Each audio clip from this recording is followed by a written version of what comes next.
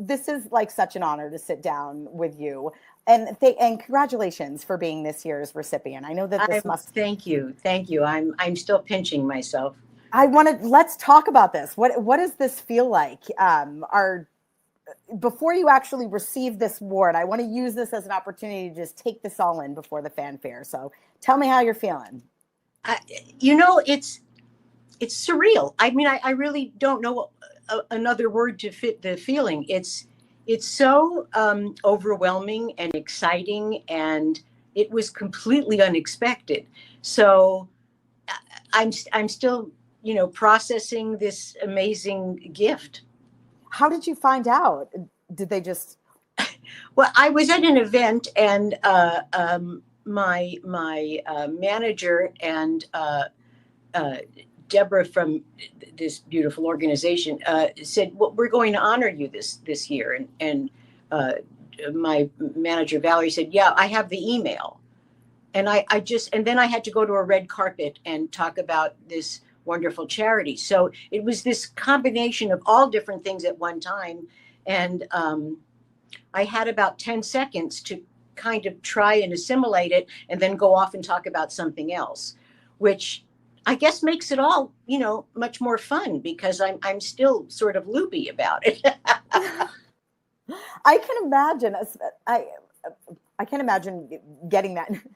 Number one, I'm very much in the gestation stage of my career. So just even observing your body of work is incredibly impressive. I did some of my research, and you were absolute delight. I want to let you talk about it a little bit more, but I want to ask you before we really sink into this conversation. This particular recognition from a festival that is dedicated to empowering women in film and television, what does that mean to you personally, where you're at? Oh my gosh, it's the icing and the cherry on the cake, because I've been around a long time, and I've watched the progress. I've had to deal with a lot of what women have gone through in terms of breaking the glass ceiling. And I'm so thrilled to see the progress, but even more than that, the availability to go further through organizations like this and through women trying to help other women, and they've got the power to do that. For a long time, this was always a goal for everyone, but there was no one who had, enough juice to make it happen. And now there are so many wonderful, powerful professional women who are opening all these great doors for artists who need to be seen and heard and appreciated. And to me, that's extraordinary and really the best part of it all. Yeah, it's as I observed this incredible body of work, I imagined that must have been such a journey. Even in 2025, there are still so many humps. I find it as a performer. I had the graduation date of the when I graduated from college, and my manager was like, "Careful, that'll age you. People will know you're over 40." Oh. I'm like, "Wait a minute, I forgot about the shame that's supposed to happen when I'm over 40." And I wasn't necessarily taking that on. I'm like, "Oh, I get it. In order for me to work, I need to hide that I'm over 40." It's really, ageism for women is far worse than for men. In fact, I don't even know if there is that much ageism for men, because they become more interesting and women become old. So it's like this really kind of strange thing where I was so young when I did Saturday. I think it was 22 when I made Saturday Night Fever. And, it doesn't occur to you that that's ever going to be an issue, especially when you're very young. And as I continued to work, and I went from ingenue to grandma, which is great. And the longevity is a blessing. But you start to see sort of how the industry looks at women who are over 40 over 50. And then I don't know if, they write a role in that's a great role and not just, someone that needs to be there to fill the storyline. It's far and few between, but it happens. It's happening more now, I think, than it did. So I'm always grateful when I see a great part for someone in my age range, which I don't know where that is yet, but it's such a good point. And I even as a woman in her mid 40s, who I feel like just launching in my career, I'm so much more inspired by the generation before me to think, can I have the longevity in the theater, in this industry when my career did not begin at 20? And I jokingly say to my friends when I was a little kid, you know how everybody wants a superpower? And I'm like, when I was a little kid, I always wanted to be invisible. Like, you could fly or be invisible. And then I'm like, then I turned 45 and my dream came true. I had no idea. Not the invisibility you want. No. Yeah, exactly. But this is a great segue because you mentioned Saturday Night Fever, and I want to make sure I have a clip of this, and I want to make sure our audiences see this clip. And we'll talk a little bit about it after it, but you really created this iconic role with Annette. And for those of you who have not seen Saturday Night Fever, well, you're a disgrace to that. No, I'm just joking. Join me. I know. Everybody must see this. Like, this is like, you can't be on the planet unless you've seen this film. All right, we'll be back in just a second. Enjoy this.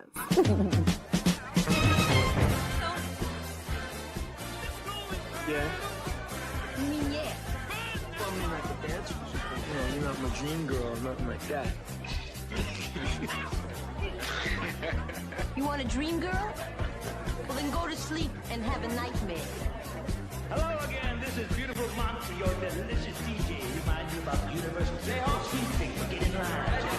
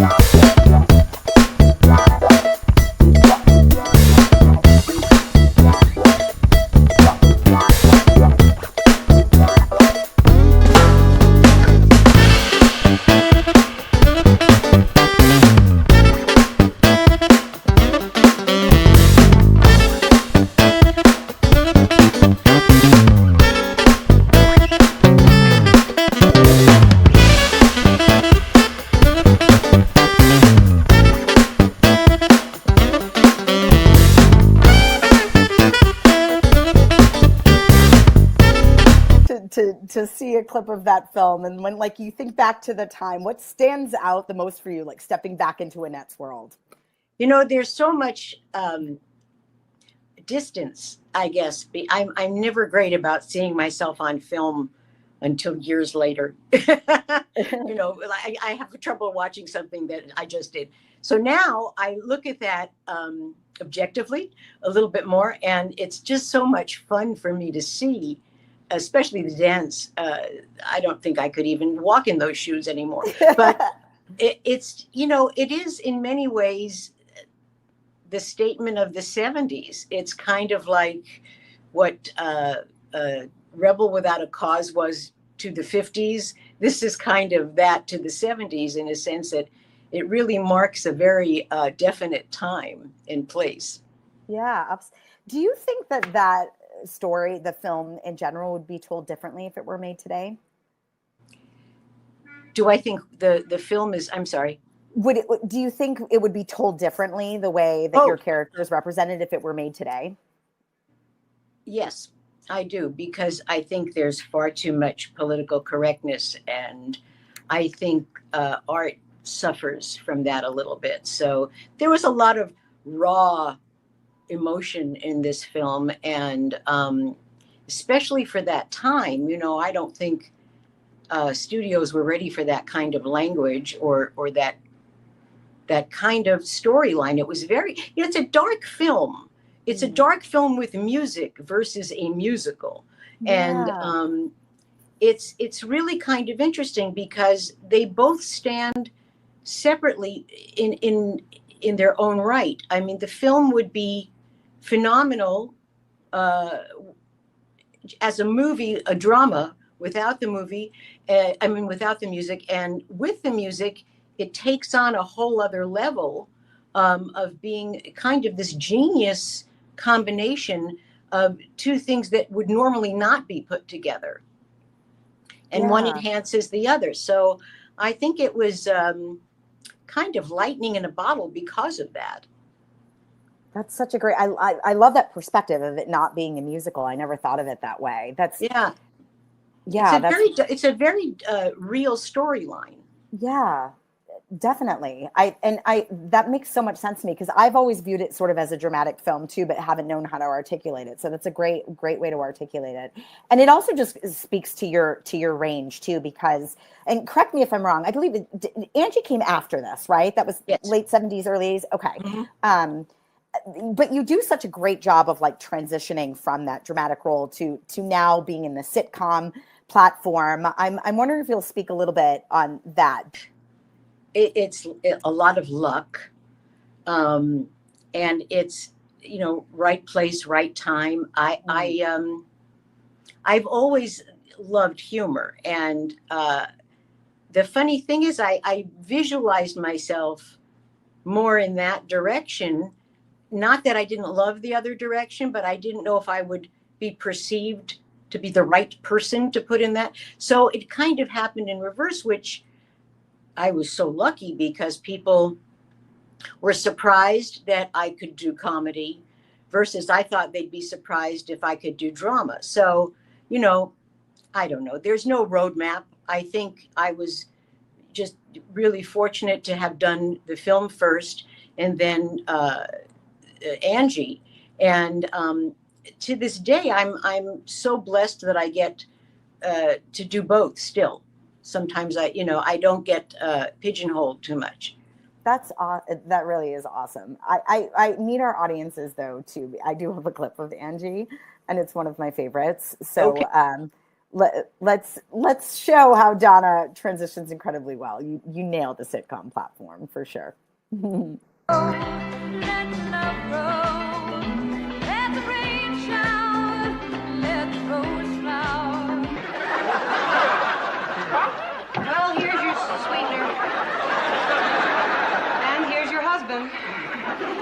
Goodbye.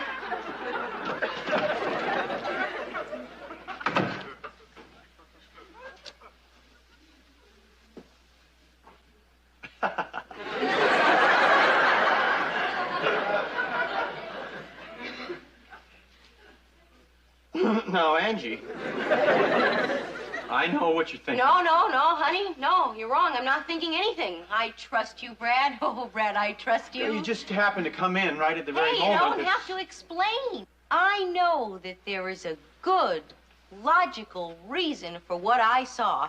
There is. What is it? She made a pass at me. Oh, yeah, she made a pass and you caught it. No, it wasn't like that. I am not interested in Karen Anders. That kiss looked interested to me. Well, wait a minute. Now, I didn't kiss her. She kissed me. How was it? Not bad. In case you forgot, I'm married. Yeah, but I don't look like Karen Anders. I didn't marry anybody that looked like Karen Anders. Don't rub it in. I married some spicy meatball. They're all that I want. Come on. You mean to tell me you weren't attracted to her even a little bit? Nope. A lot. Oh. There's no contest. Come here, kiss me. No. Oh, come on. No. Come on. No. Come on. I can't. Why? I just can't kiss a man wearing lipstick.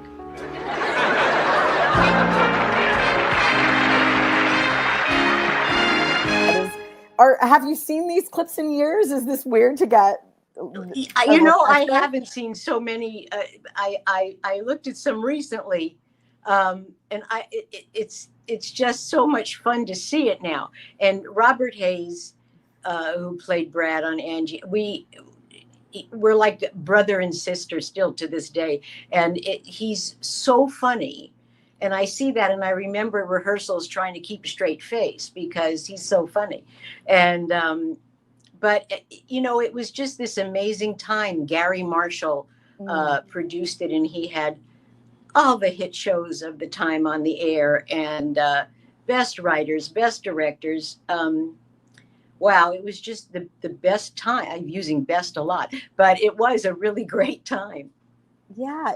You know, you spoke to this a little bit about like collaborating with other actors. I'm curious, do you still have ongoing relationships? Have you maintained professional partnerships with some of these people that you've worked for or worked with in the last 5 decades? Definitely. I mean, Bob Hayes and I are still very good friends.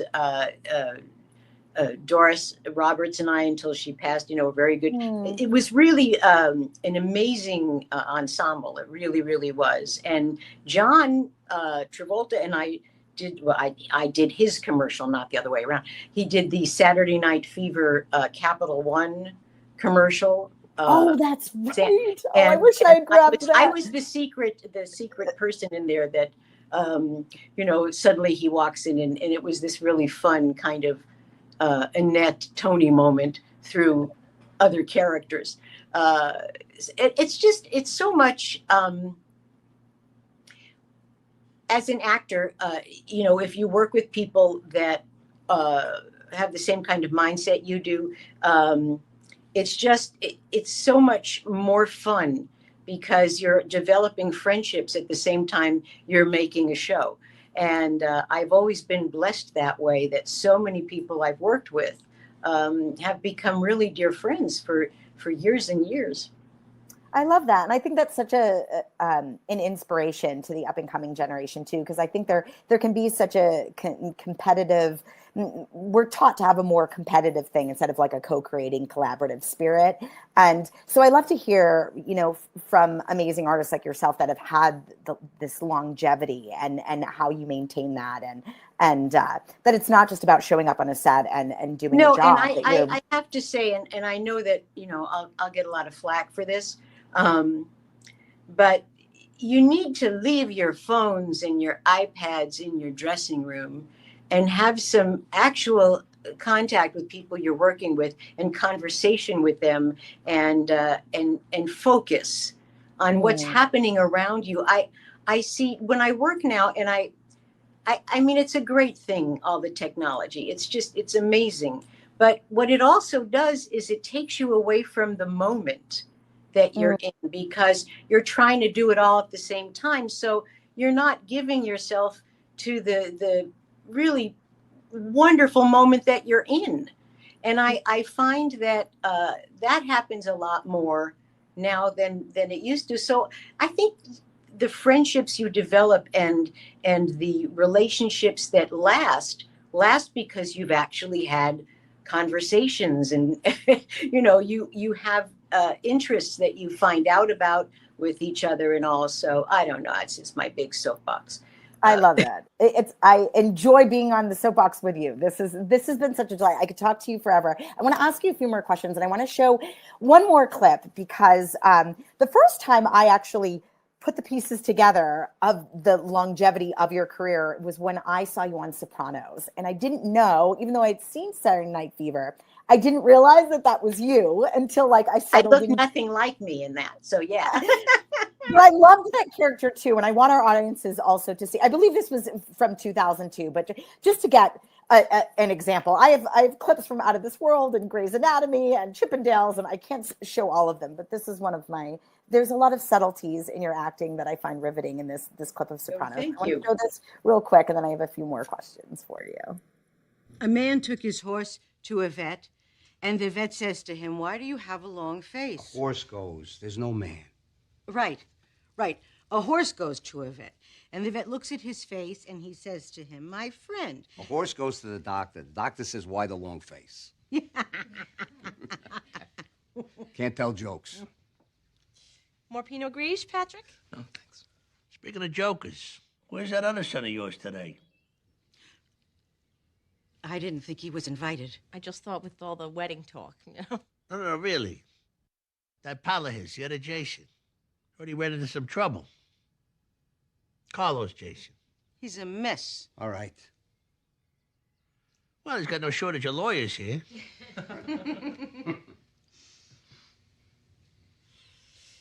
Tell him Patsy needs a refill. No, don't, huh? Sit down.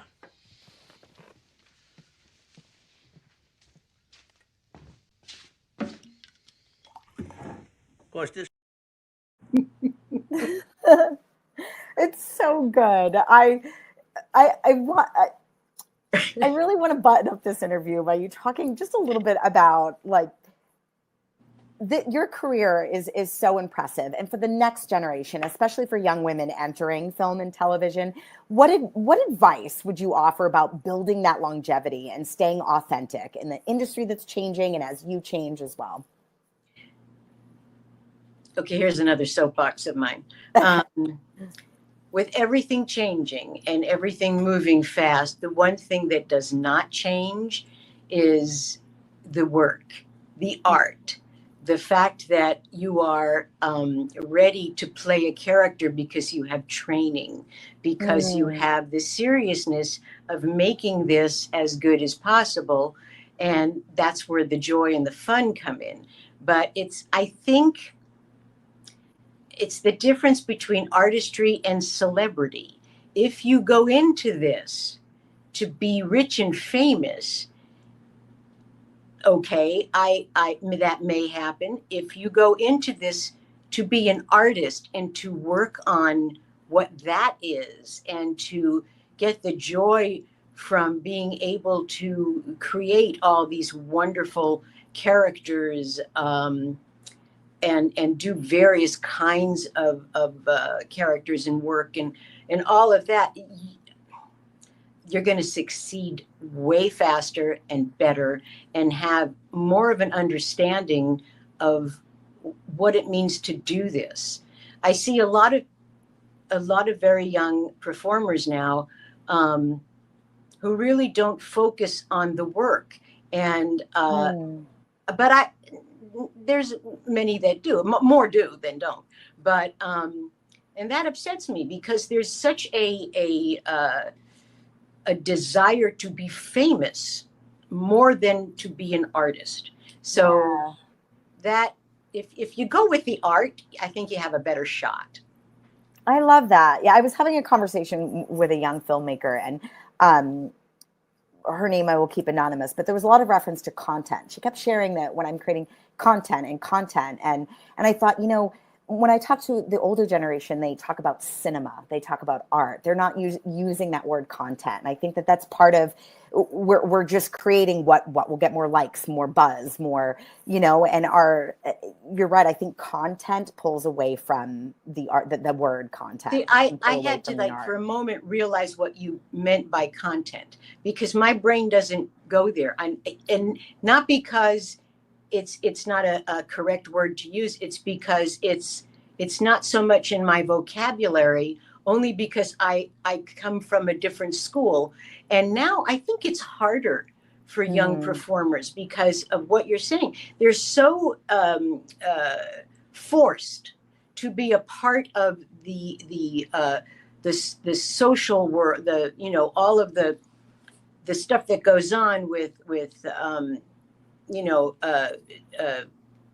influencers and all of those things that are happening simultaneously that are kind of becoming so important and topical, and all of the social media that kind of pushes people to go there, as well as train for whatever part of the craft you want to be in. So it's a lot. I mean, people are kind of forced now to do both. But I think ultimately people have a vote in their own lives.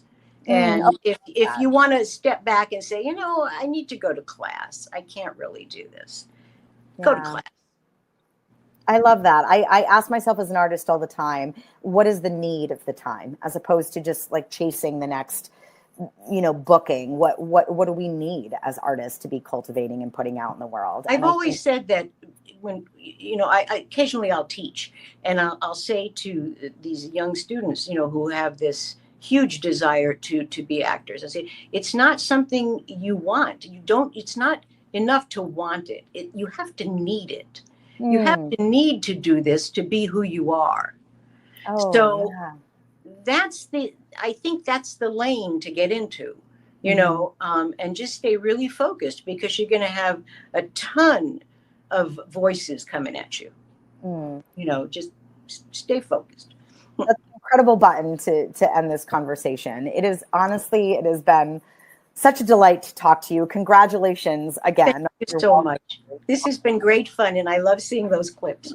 Oh, I love it too. Your work does inspire across generations, and I can't wait to celebrate you on the 19th.